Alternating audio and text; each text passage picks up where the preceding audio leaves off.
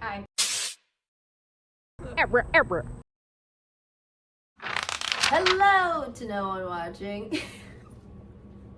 sorry. That was just a lot of energy. Hello to no one watching. My name is Era, and today we're going to be talking about the things I consumed in April. April was a very heavy movie month. Very heavy movie month. I don't know why. I think because I spent most of March being afraid to watch anything. So then when April came, I said I have to watch everything. I guess. So we'll start with the ones that I watched by myself. Then we'll go into the ones me and Garrett watched. And then we'll trickle in those extra shows and weird things that I hit. So, me, on my time, I watched Moby Dick 1995 with Sir Patrick Stewart and the man from Monk. I'll put his face up. I don't know why anybody needed to make another one after this. I don't know, like, I'm gonna watch the other one, the 2011 one, at some point, but I don't know, like, how, why, when, where somebody was like, you know what, I'm gonna do this again. No. I think the 1995 one is a perfect rendition of Moby Dick, the novel. It truly leans in heavily to the story being about Ahab and not being about Ishmael, and like the transference of story as Ishmael kind of like loses himself in the sea and in the tasks and in the world that he hasn't been familiar with. Yeah, I loved it. I loved it. It was great. Shout out to my boy Pip. If you know, you know. Next, 2007's Nancy Drew. Y'all, if you haven't seen that in a while, go ahead and do yourself a favor and watch it. Okay, Trina's in it, which the soundtrack, amazing. The plot, amazing. Nancy bribing people with home-baked goods, I say yes. That car says yes. Like, amazing, show-stopping, absolutely delicious. That's actually the one thing I remember from that movie, was the little treats she would give people, being like, yeah, this is a lemon bar. That's what I remembered, because it looked so good and precise and succinct, and she had it in a little canister. She opened it and said, here you go. Nancy Drew is just dope. Love Nancy Drew. I'm never not gonna love Nancy Drew. I'm a girl detective over here. So the fashion, absolutely amazing. Think like the episode of Glee where Rachel tells Brittany to dress like her so that her clothes can become more popular. That's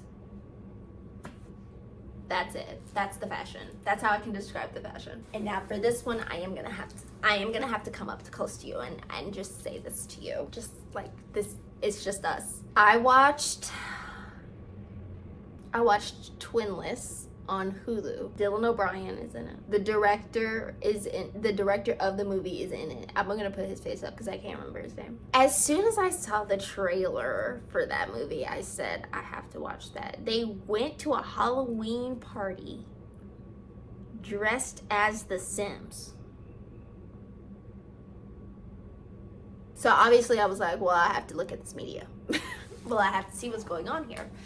And it was so good. It was so good. I think about it all the time. On Tumblr, you'll see a lot about Dylan O'Brien having gay sex because he plays his twin. He plays he plays two. He plays the same. There's one twin and there's another twin. He plays them both and one is gay. And so he's having gay sex and it's like everybody's like. But that's not the point. The point is connection. The point is, what would you do to be friends with the person you killed? What would you do to make amends with a wrong you've done? And what do you do when your wrong seems corrected, but you don't have the ability to admit the lie, admit your mistake in it all and leading to this? It's like watching a person be so destructive and watching their destructiveness have benefits to everyone else but them. It's amazing. And also, shout out to The Sims 1, because they talk about The Sims in it. Talk about how Sims 1 is notoriously a difficult game because all your Sims can do is eat, sleep, go to work, and have babies, I think. So it's like you're really sad and really depressed and don't have time, and it's like, that was the point of it. Dylan O'Brien plays gay and straight very well, and you can like see, like, it's not even just about like how he's speaking or how he's dressed. It's literally, there's like a light that he has as one character, and then a kind of like a cloud he has as this other one, and it's so fucking good. It's so good. I don't even want to move on, but I'm going to. Okay, the last thing I watched on my own was Corpse Bride. This is Olive's favorite movie. I've never seen it before. I helped them with the Corpse Bride puzzle when we were living together, and I still never seen it. I accidentally got YouTube Premium, so I took the opportunity to just go ahead and watch it, and it was very lovely. I thought it was very sweet. I thought it was very succinct. It gave very much Mary Shelley vibes of Frankenstein, and I think that's kind of like what dude does anyway. I thought it was really sweet. I thought it, ended really interestingly. Like, the ending I didn't see coming, and it was very nice.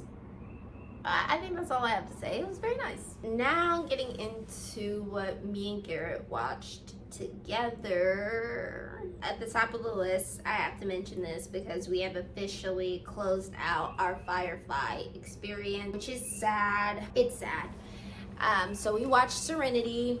Garrett's parents bought us Serenity on DVD because we were like, we can't find it anywhere. So now we have it like 3 different ways. And it wasn't even good. It pissed me off. First of all, just starting the movie up. The movie is 1 hour and 59 minutes. Simply, I wouldn't have let that happen. Simply. Why the fuck would you submit and be okay with the movie being 1 hour and 59 minutes? Simply, no. Number 2, spoilers, but I don't think you guys care.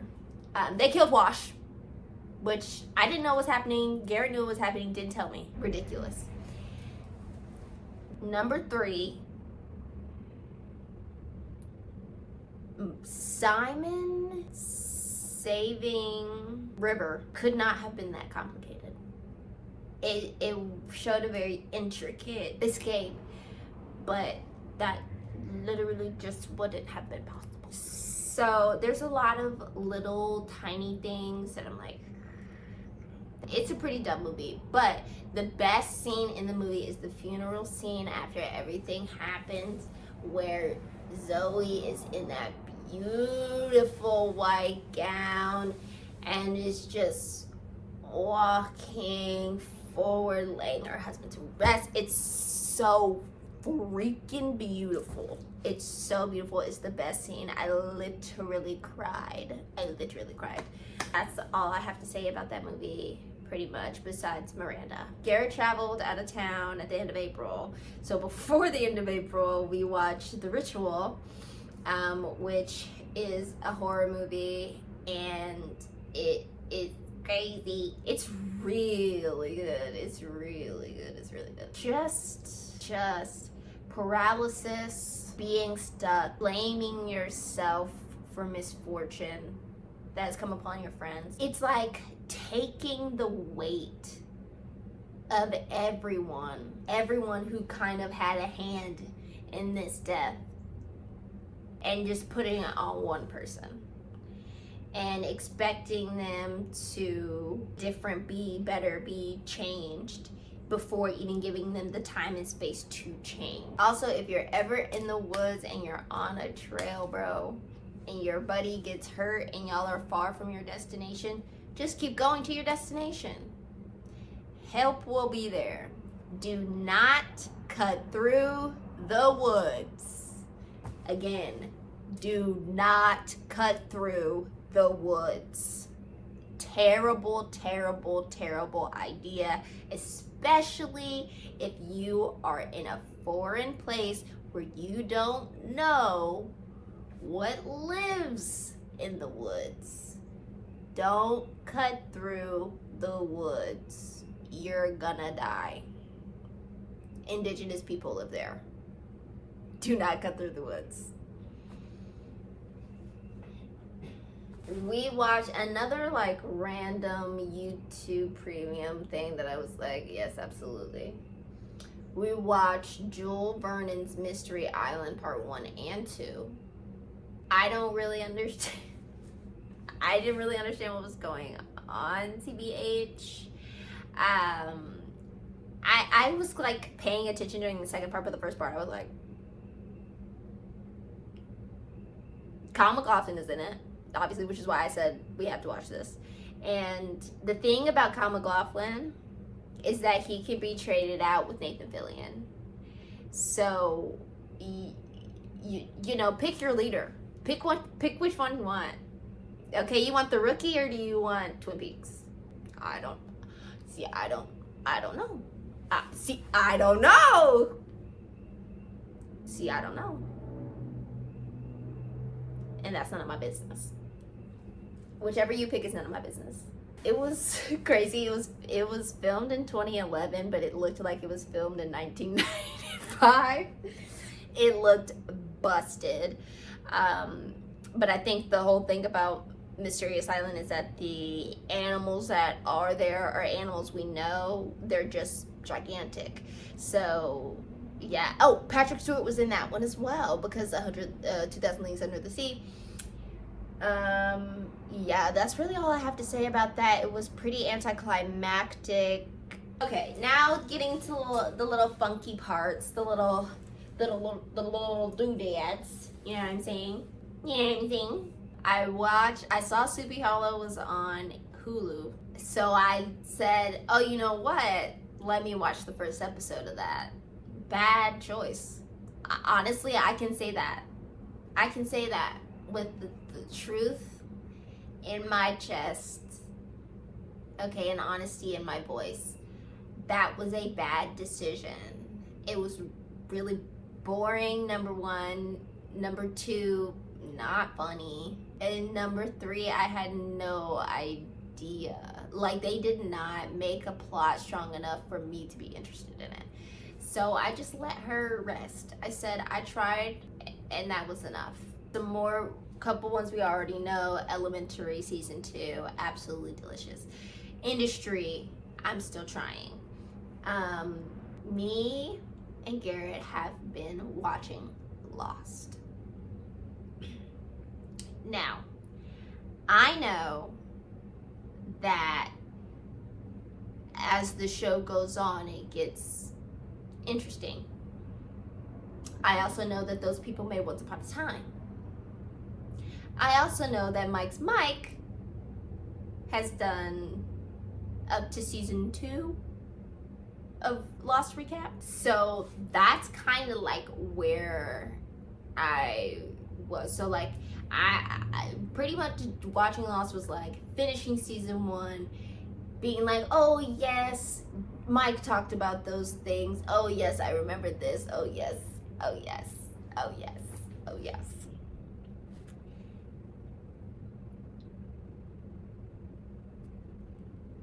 Y'all, we just hit season 3 in May.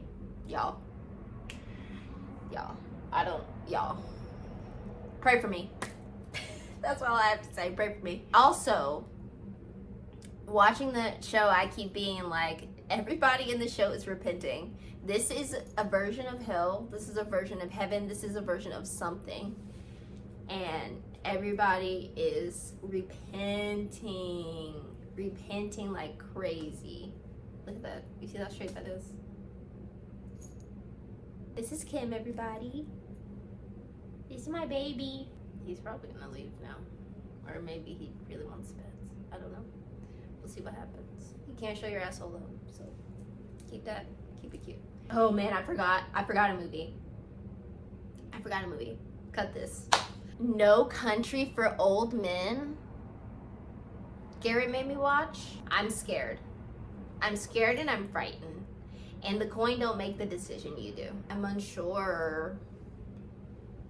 Cormac McCarthy is notoriously gross. I felt so tense during that whole movie. I was like, oh my God, what's gonna happen next?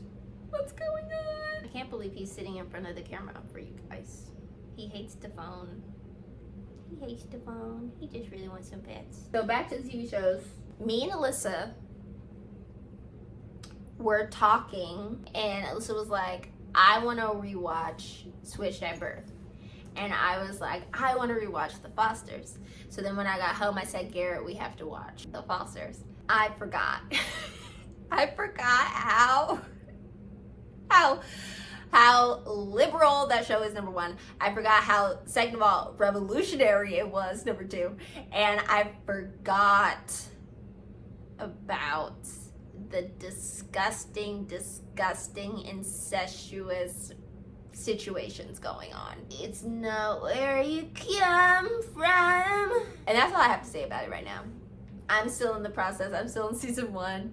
I just hit the quinceañera. Like God. Okay, so the last thing that I watched this month was Fiona and Cake. I can't believe I literally only watched 2 episodes, and those were the 2 hardest episodes for me to get through. Like, I literally was like, oh my God, Fiona, Simon, Finn. Literally, I was like, okay, and that's enough. Because I think Adventure Time just makes me so emotional, and this just seeing it on the flip side of like Fiona and Cake. Especially like Fiona living in this super real world, being, you know, suffocated by capitalism, and it's just, and also Donald Glover. It's like the perfect combination of everything. And I am scared.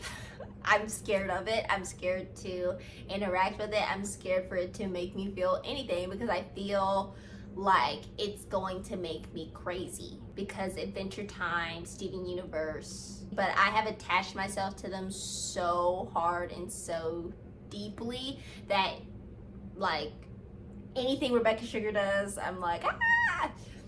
Anything Adventure Time related, I'm like, ah!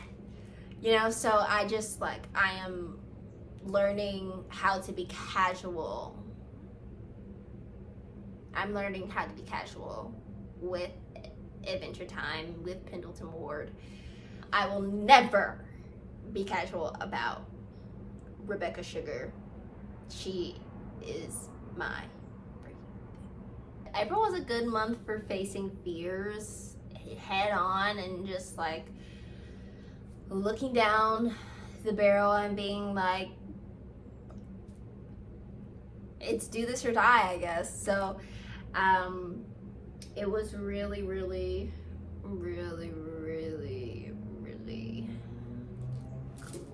So I read 4 books this month, a couple carryovers from last month. I started reading Overdue, A Reckoning with the Public Library at my job. So I was reading that one chapter every time that I went in. I felt like it was a good way to spend my time at work, just learning more about the public library and learning more about the people who go into it and learning more about the history of libraries and who they have been catered to and who they actually serve and things of that nature. So I felt like it was a really good learning experience, transferring from one library job to another library job. I really enjoyed it. I read some of the Goodreads reviews and they're like, she worked at this library for 9 months and she couldn't handle it, like that's da da da da.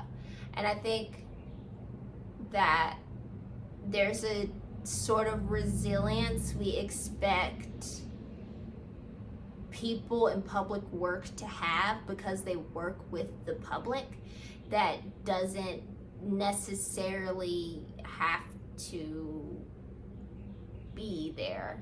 I think that it's not crazy to work somewhere for 9 months and be like, this is really bad and is not going to change anytime soon. I need to get out of here. I don't think there's anything wrong with that, but I've been a librarian for almost 3 years now, so I can say whatever the fuck I want. It's really hard to be in a situation where you know nothing is going to change, no matter how much you speak out, no matter how much you point things out and say this is wrong, this is wrong, this is wrong, this is what we could be doing. It's ultimately when it's not up to you, it becomes very difficult to manage that every day and be that every day and deal with that every day. And that's a thing that I feel like sometimes we don't really talk about, but we don't really let people feel some type of way about what they're doing. We don't let people like be overwhelmed with the job or be uncertain or be, not a right fit. Because sometimes that's just what it is. It's like I am not willing to do this for this much longer. Like I'm not willing to be this person anymore, and that's just it. And I think people have the right to say that, and especially when they're working with the public, they have their right to be like, I have to put this wall up, and I have to separate you from me. And we have to be on different planes.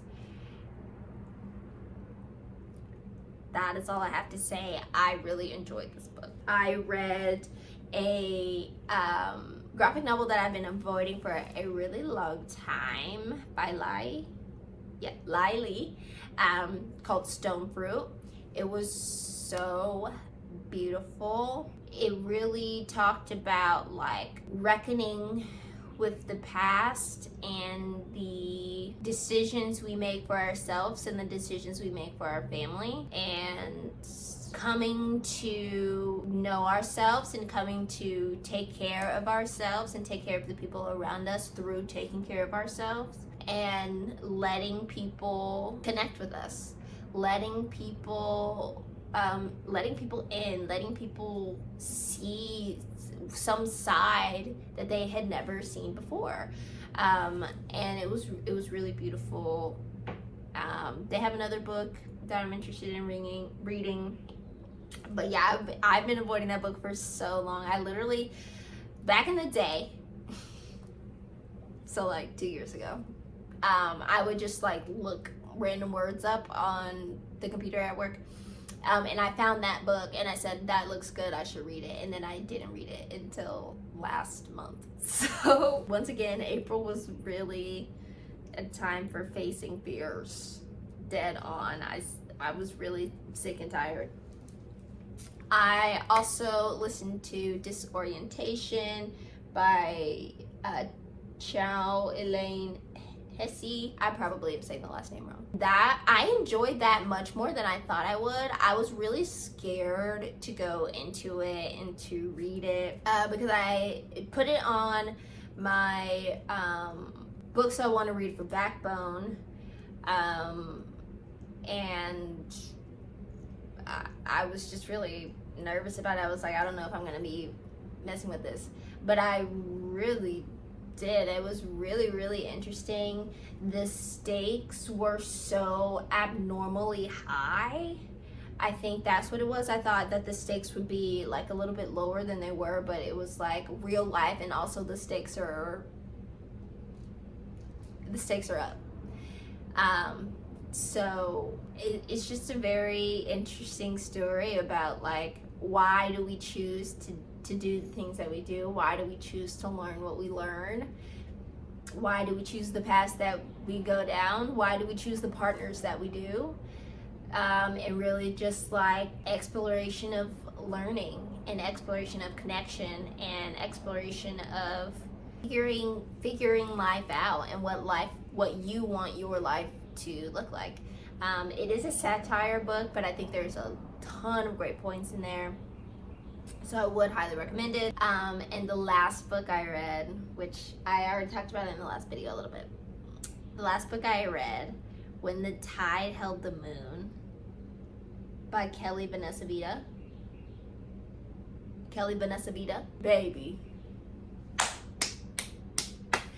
that thing was so addicting to read. I like started it and I was like, okay, whatever. But literally by page 50, I was like eating the pages. I was like, it was serious. It was serious. It was so good. Again, if you like The Shape of Water, or you want to read something that's like The Shape of Water, that is definitely the book. It was so good. It had a band of misfits. It had complex like stories surrounding it, and the book moves quick, but still kind of takes the time to explain the feelings and emotions that people have, that the people around them have, and it's just really amazing. I would really recommend it. I really loved it. I gave it 4 stars. I believe it's a debut, which is why it only got 4 stars, because it just felt like that little thing was missing. But yeah, oh my god, read that book for sure. I believe that's it. I'm trying to end this before it hits 40. Thank you so much for watching. Thank you for your patience. Thank you for listening. Thank you for being interested. Thank you for seeing my baby Kim. Thank you also to Kim for being on camera. Yeah. Thank you. Okay. Bye. Love you. When you come back, I bet you're gonna be pretty confused. I would be too. Hey, are you subscribed to my channel?